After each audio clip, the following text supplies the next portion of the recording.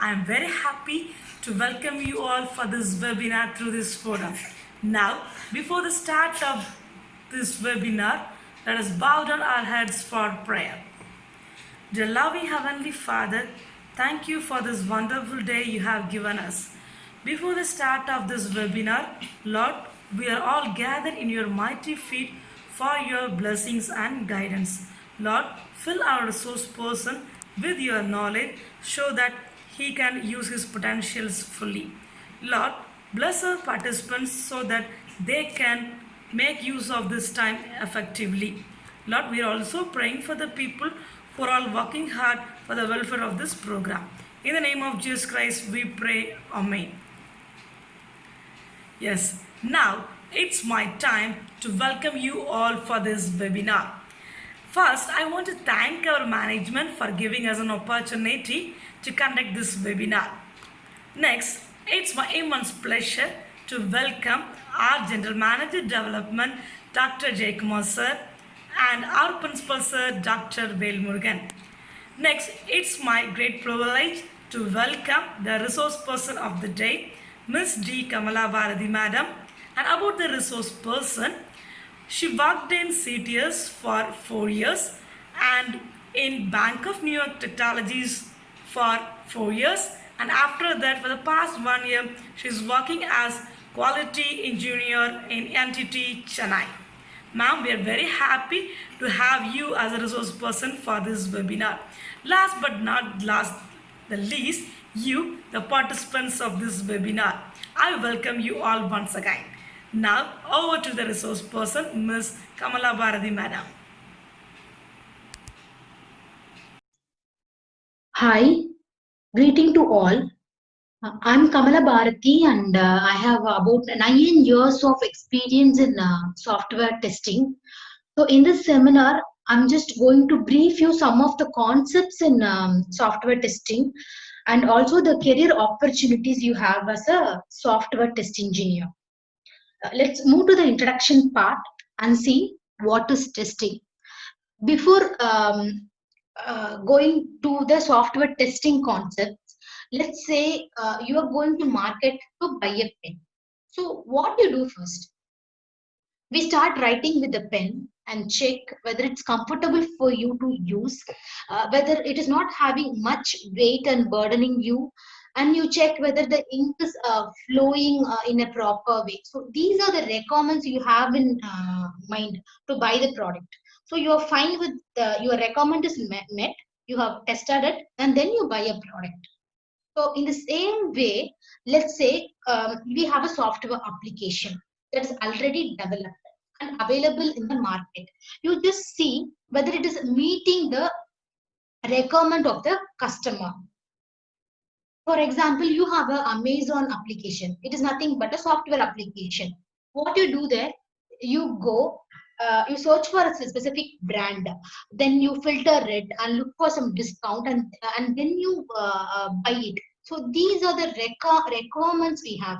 So you, as a tester, you test whether it is meeting the requirement of a particular customer.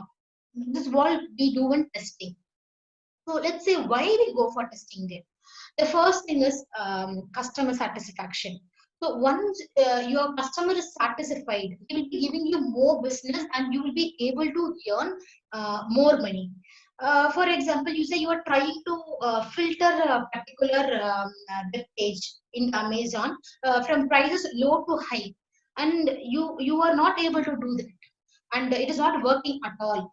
You will be feeling annoying, right? And you will be losing, you will not be satisfied with that.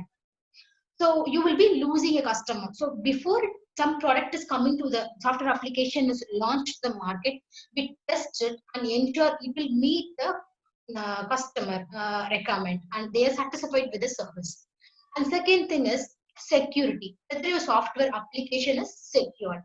Say now, recently we have seen that the Twitter accounts were hacked, and they were seeing same account as that of officials, and they were posting some content, and this because of this the Twitter social is losing their reputation in social media.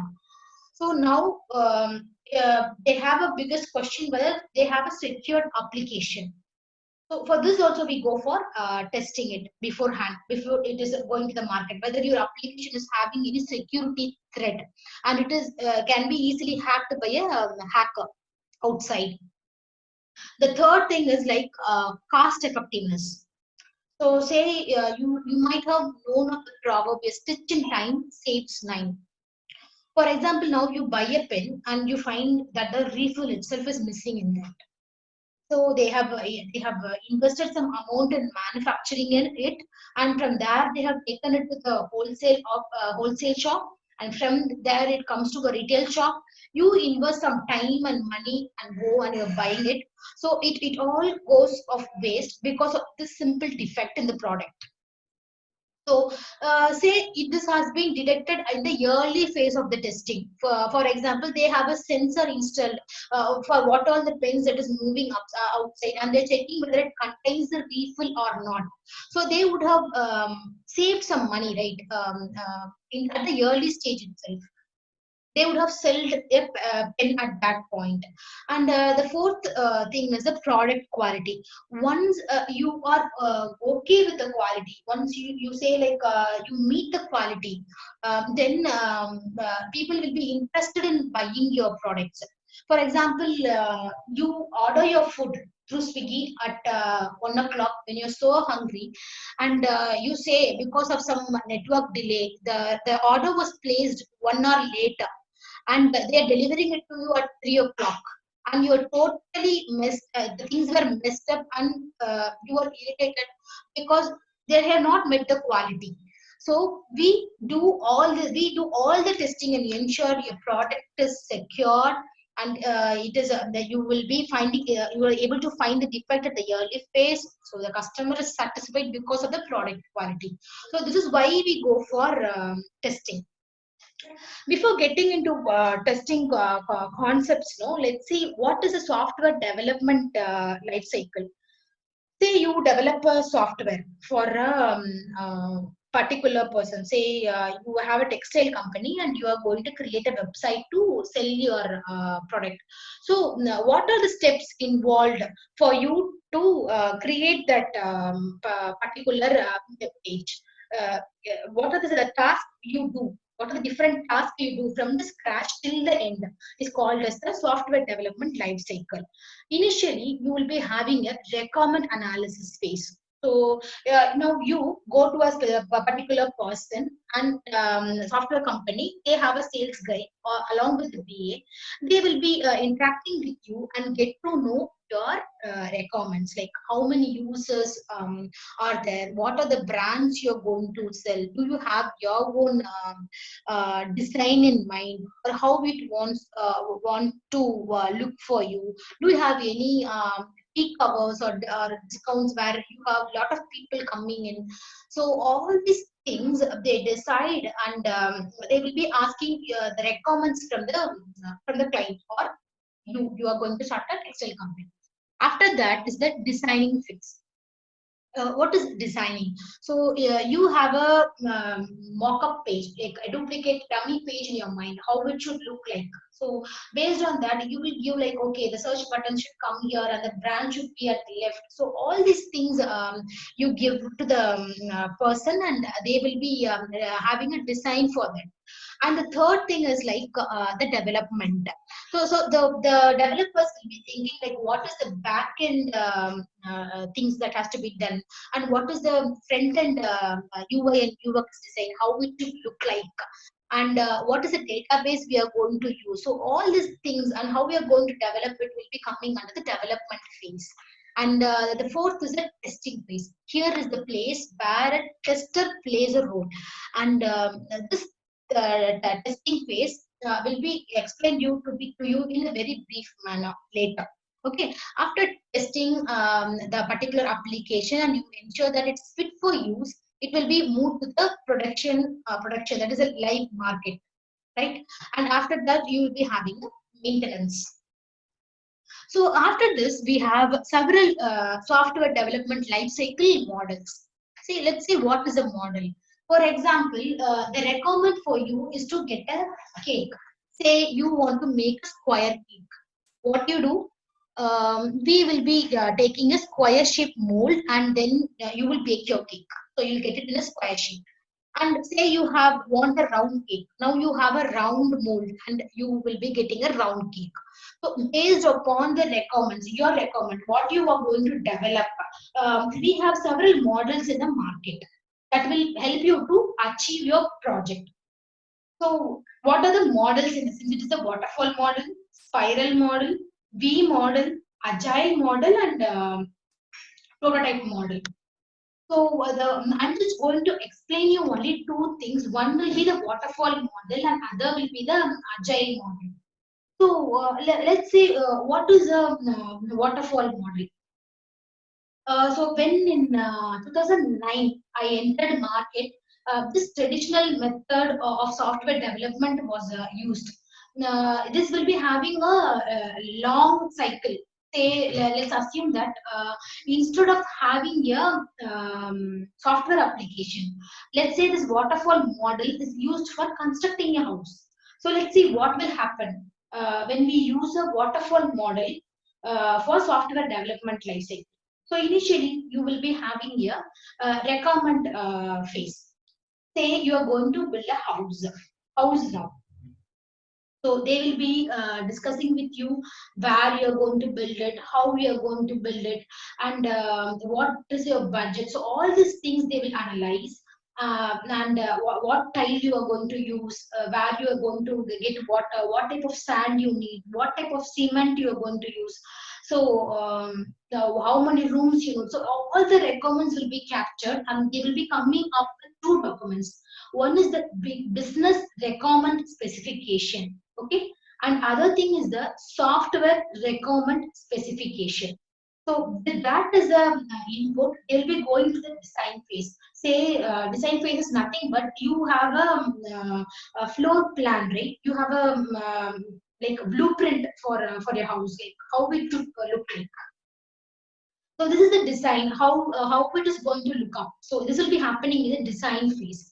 After the design phase, it goes to the development. So they construct the particular house. After the development is completed, now you do some testing on that. Say you have some 15 days where you pour water and see how this is going to look like. And in the final stage, you are seeing a maintenance phase. So every time you do a regular maintenance of painting the house and other things. So waterfall model, once the previous phase is completed, after the completion of that, next phase will come. For I say you have a 6 months of project, and during the first month the requirement is completed. Second month the design is completed. After design is completed, it moves to the development, and after development you go for testing, and after testing you will go for maintenance. Here testing is only entering your project at the later phase, which seems to be very risky. If for example when you have a clear requirement in your mind what you're going to do, at that time you will go for the waterfall model. Okay, and let's say what is the agile model then? So in agile model, you will be able to deliver a product every 15 days. Say in agile also you have different frameworks, like how you will be able to deliver a particular project. The most commonly used framework is called as the Scrum framework. So what is a Scrum? So you divide the entire project into a 15 days or less than 1 month. And at the end of every 15th day, you will show a demo to a client. And the client will be frequently giving feedbacks to you. And based on that, that input will be helping you to move to the next sprint, like next cycle, 50 cycle. Then again, you go for the next 15 cycle, and then you complete the project. This is the difference between the waterfall and the agile model. So in waterfall, at the end of 6th month, the client will come and see whether it is fit for use or not. But in agile, you get regular feedback from the client and improve your project. When your requirements are clear, then you go for waterfall model. But in case of agile, you are not clear about your requirement. Say, for example, you are going to start the e-library, for example, and you have no clue what are the books you are going to sell. So initially, you are starting with only Tamil books. Later, you are just thinking of instead of having the e-book, you are also going to sell some books to them for a particular period of time. Later, you think, okay, you can sell English books as well to the people. So likewise, you are not clear of how to expand your business, and you keep on changing your requirements. At that phase, agile method can be used.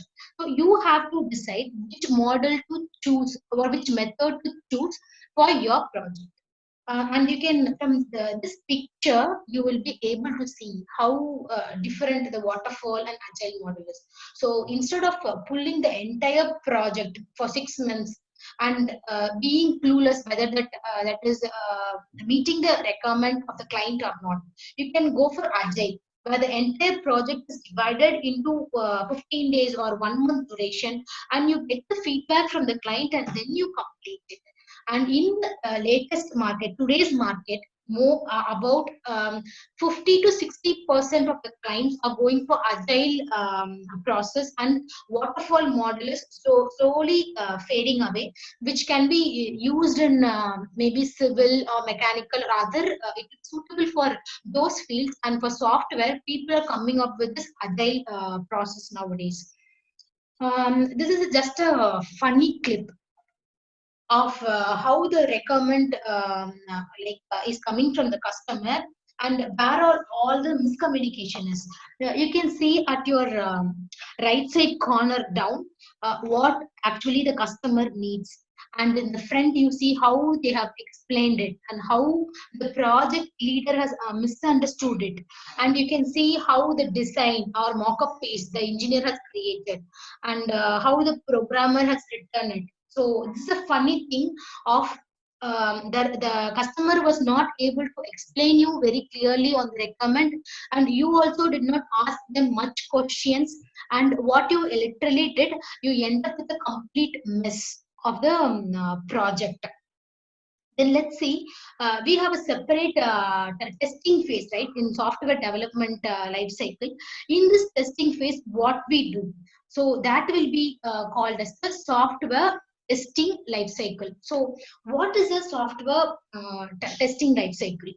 Once a product is given to you for testing, before that, what you do, you will be analyzing the requirement and see what type of testing you can do, and what are the test techniques you can apply for testing this specific application, and what is the how to test set up the environment. So all this will be coming in testing. What you start do from the start till the end will be called as the software testing life cycle.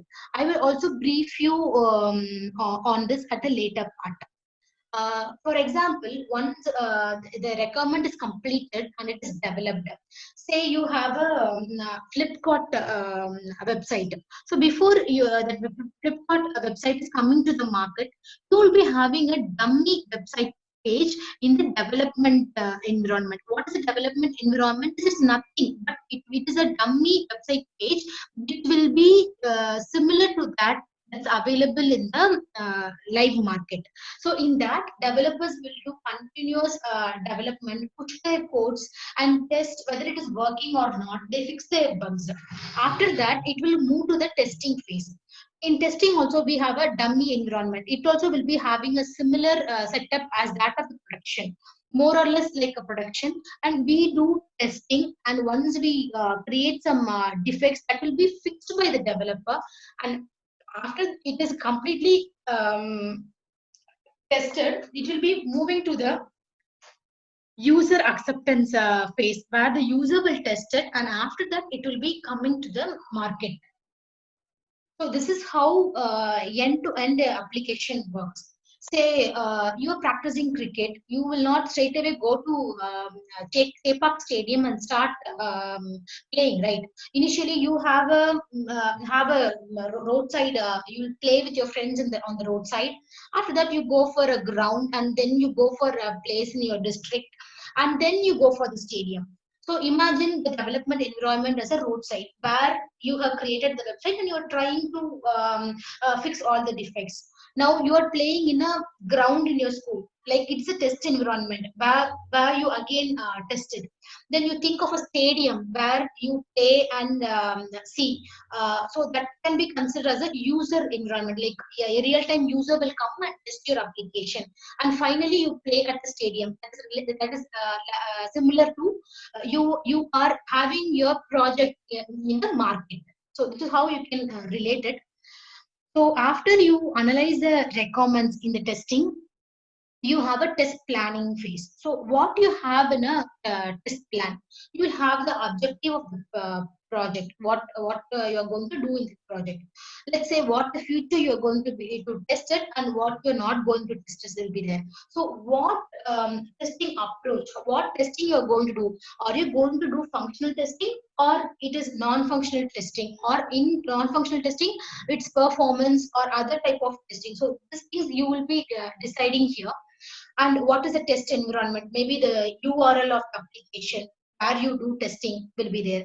And what are the test deliverables? So initially, after test plan, no, planning phase, you have test plan document that will have the test schedule, like how you are going to do the test, when you are going to do the test, and what are the resources required, what are the software or operating system where you're going to do this test. So all these things will be coming under your test plan.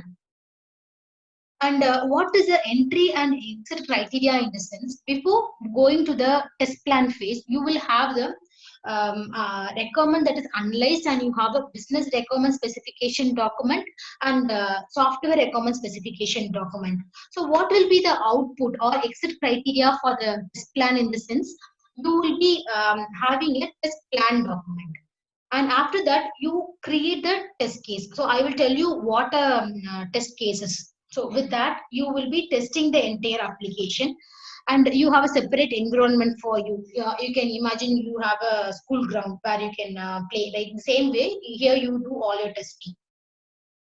So you execute and you find the defects, and after this the defects are all fixed by people, you close the test. So this is the entire software life cycle. Let's see the difference between test scenario as well as the test case.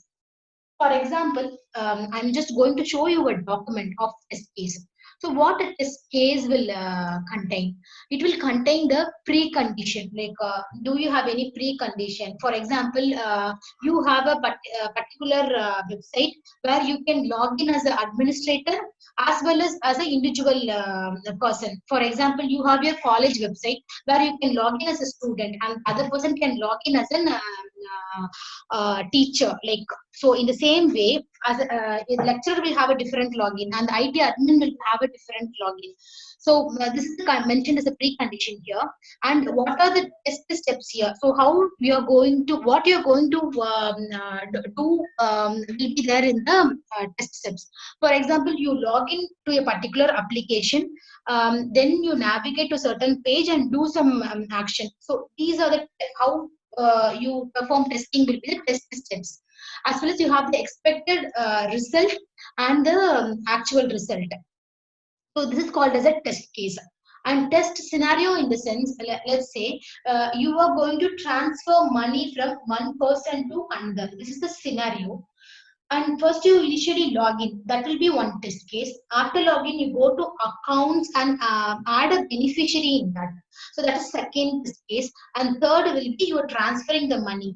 And after that, you log out of application. So this is so fourth test case will combine and give you a specific test scenario. So test scenario will be the collection of test case.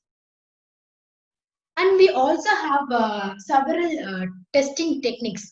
When testing grew up as a career, no, they have come up with different techniques of how to do testing, and where you have a lot of errors based on the studies. They have created some test techniques. Let's say you are playing in a chess competition, or you're playing chess with your neighbor.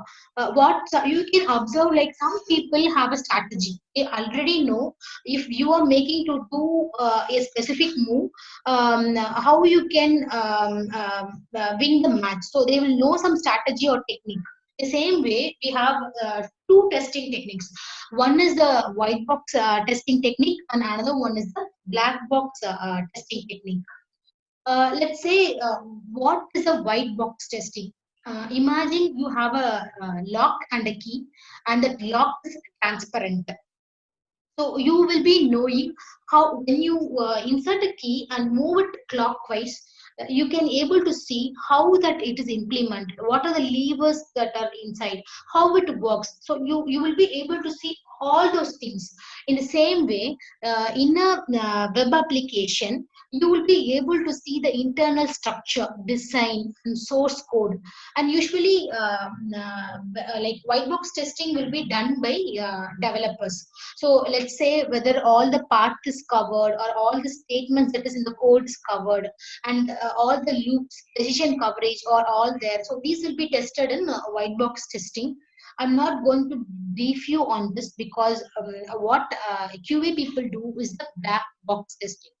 Imagine you have the same lock and key, and now it is not transparent, it's a normal lock you have in hands.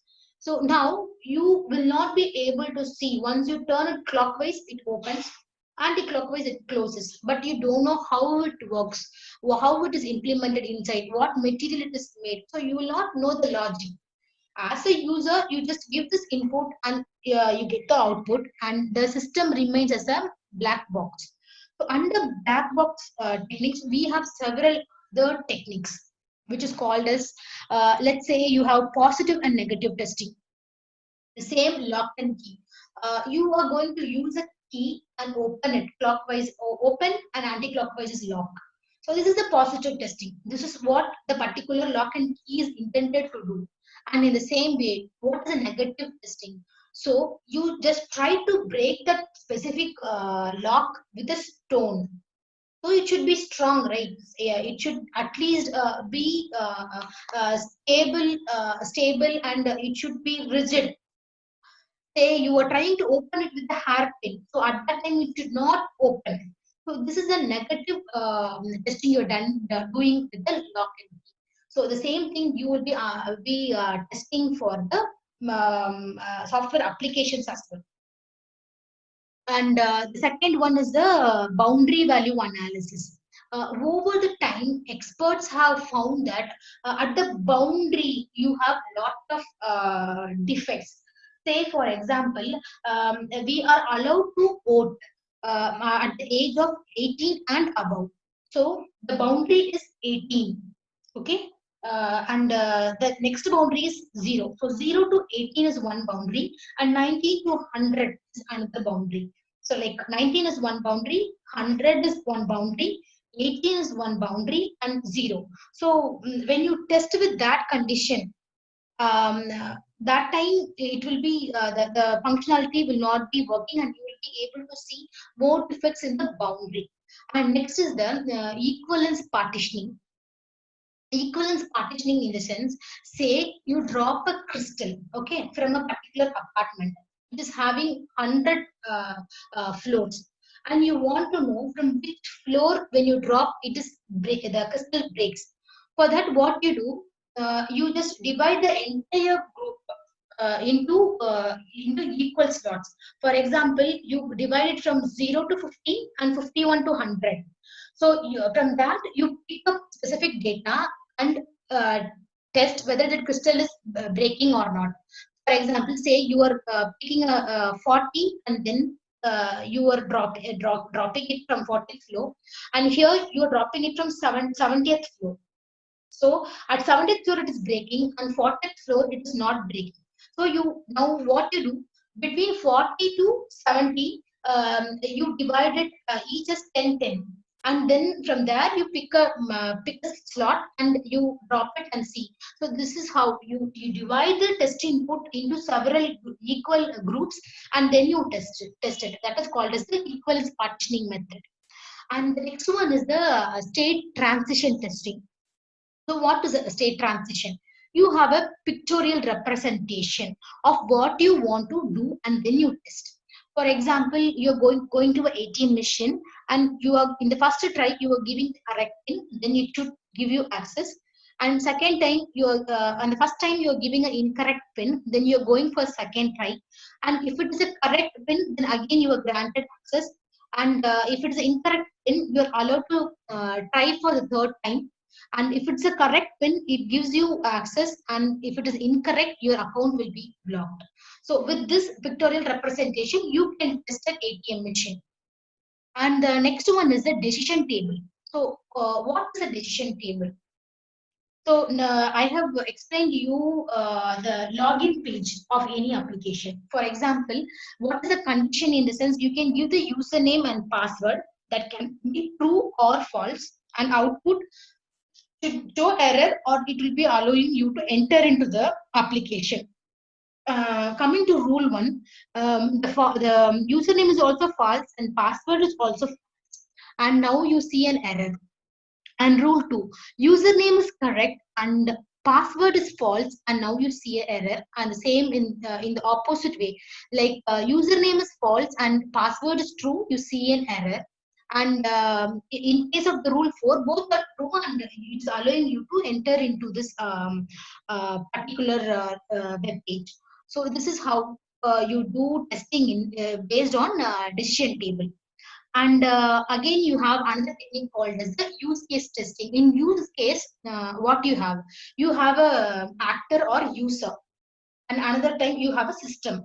So how these user and system is interacting in the real time, that will be given to you. For example, you can see the description, like you insert a card, then the system will validate the card and ask for the pin, and then the user enters the pin and system validates the pin, and then the system allows you to access. Say the in second choice, like in first, like user is inserting a card, and card is not valid, it will show it is rejected. So you have the use case, how you interact with the system is given as a description for you to test. And now you have two major categories of testing. So we have seen the testing techniques. Now let's see what is the types of testing available. We have two things. One is the functional testing and another is the non-functional testing. Let's say, what is a functional testing? Functional testing is nothing but you have some specification or requirements, and you test whether the software application is meeting those requirements or performs that function. This is called as a functional testing. And I will brief you what is a non-functional testing here. So in non-functional testing, let's say you have load testing. You have a specific let's say you have a web application. Let's say you have a book my show web page. So you can the load which is allowed is 500 users can use it at a time. So what you do, you will allow 500 people to log in at the same time and test whether it is allowing you that much amount of load. Okay, so next one is the stress testing. What is the stress testing? But your application is allowed to use only 500 people. But what you do, you allow 505 or 510 and check at what point your system breaks, or until what point the particular system is safe to use. So this is called as a stress testing. And let's say, what is a reliability testing? You go to ATM, insert your card and take money, and you repeat it for 10 times.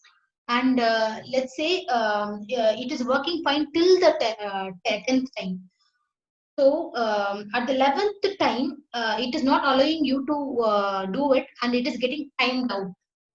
So until 10 times, it is giving an error-free operation. So until 10 operation is reliable. So this is it is giving a positive output, or it is doing what it is intended to do. So this is the reliability testing. Next is the scalability testing. So you will test whether your software application can be upgraded. Let's say you have a house and you are going already have 2 floors, and now you are going to build your third floor. So what you do, you will make sure your building is a foundation is so strong that you can do it. It's scalable. In the same way, some software application it should be scalable. So you check the scalability. And next one is the compatibility testing. So what is the compatibility testing? So you have created a code. It should work with Unix operating system, Linux operating system. It should work with different mobile devices, Android, iOS, and you have different networks, broadband, low network which has high broadbands, Wi-Fi. So it should work in all the network environment. And you have different browsers like Internet Explorer, Chrome, Firefox. So this should be compatible with all the browsers. So this is called as the compatibility testing. So what's the volume testing? Volume testing in the sense like you have your particular website is allowing you a load of 100 people. So first what you do, you just allow them some 10 users and check how it system responds. Then again you give 20 people and see how it responds, and then 30 people and see how it responds. So you just give some volume of data and see how a particular system is working. This is called as the non-functional testing. And coming to the defect life cycle. So what is a defect, or when you create a defect? So you see your requirement is not met. Then there is a difference between the actual output and the expected output.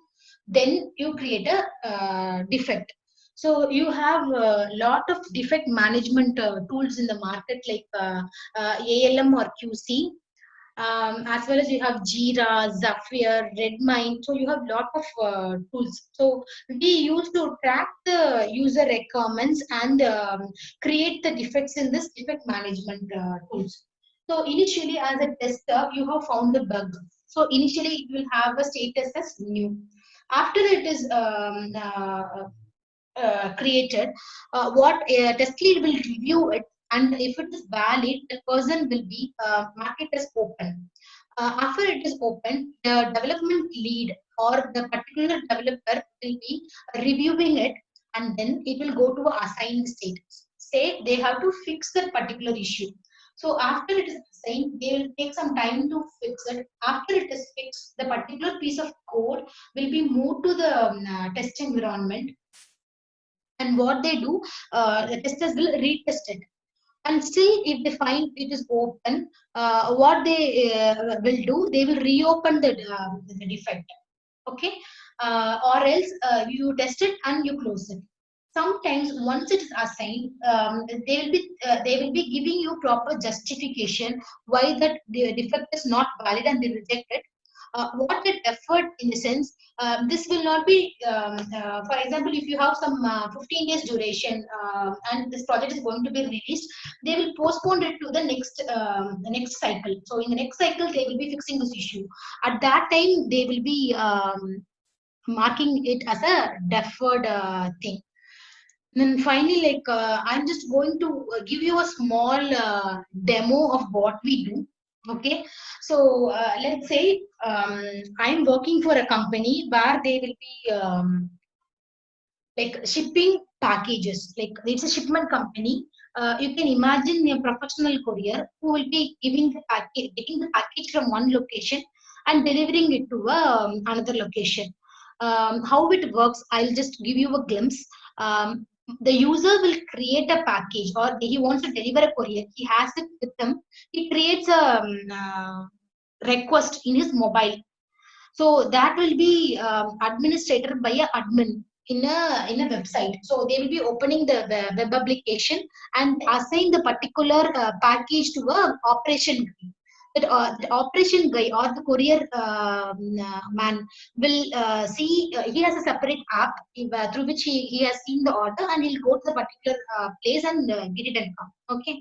So this is a recommend given in my company. Like we have a the page where they want to see what are the shipments or packages.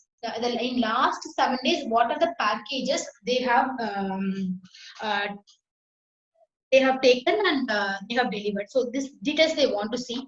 So they want a export button that has the from date and to date, and we have two roles there. One is the super admin, and another is the mentor. Mentor is some assistant who can also assign that courier to a courier guy. So they have two different login for these two different users. Say I am the admin and you are the mentor, and you should be able to see the shipments in last 17 days. So they want a button like that. This is the design they have given, and they have mentioned the requirement is like maximum date range for data to be exported is 7 days. This is how the requirement will be coming to us. I have taken a very simple requirement for that, and we usually follow agile model here. So what we have 15 days of time. So we have a product owner. So the agile team will have three members here. One is the product owner, and the next one is the scrum master and the scrum members. Scrum members are the people we work, and the scrum master will be acting as a bridge between the product owner and the team which is working on the application. And the product owner is the person who interacts with the client, and he will get the requirement and will tell us which one to be developed or tested first. So he will prioritize the requirement. So here you can see a name called created by Kartika. So this is my product owner. She has created this page, and we have taken this for the particular 15 days sprint, and we started working on it. So initially we will be having a sprint planning meeting where we will be analyzing on this requirement. We will speak about the requirement. Okay, these two roles we need. Why we need these two roles? Why it is only for 7 days? Why not 1 month? So all these questions we will be asking to them, and what are challenges we have in developing it. So initially, my developer was saying he should be able to write a simple query with that, but it's taking long time for you to do some query to tuning. So it was taking long time. So the all these issues will be discussed in the call in the sprint planning meeting. After that, every till the 14th day, we will have a scrum meeting. What we discuss in the scrum, we will say what we have did yesterday, what work we did yesterday, what we are going to do today, and if we have some issues in doing our work, why we are not able to do, or what issues we have, we will be discussing in the scrum meeting. And at the end of the 14th day, we will be having a demo. So it is called as a sprint review. So in that we will be giving a demo to the client. So we have a test environment where we will be exporting this data. We have a several set of test cases which we will execute, and we will be giving a demo to the client. Once they are satisfied with that, we will be having a go or no go meeting. Client will decide whether this will be going to the live market or not. So they will decide. After that, we have a sprint retrospective meeting. What we do in a sprint retrospective meeting, in the sense, we will discuss what went good in this project, what did not go well in this sprint, or what is the learning for us. So these things we will discuss. Let's say they have given this requirement. So I have created a simple test plan of that. So that plan will be having what is the objective, what I'm going to test it. So how long the schedule will be there, how long I'm going to test this. So who are all going to test with me.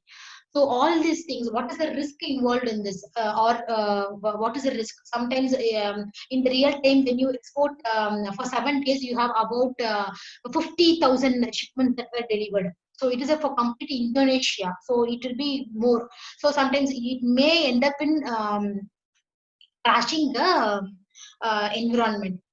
For example, development environment will not be similar to that of the production environment. So you can see, imagine of a Chepak stadium versus playing in your school ground, right? So it will be like that.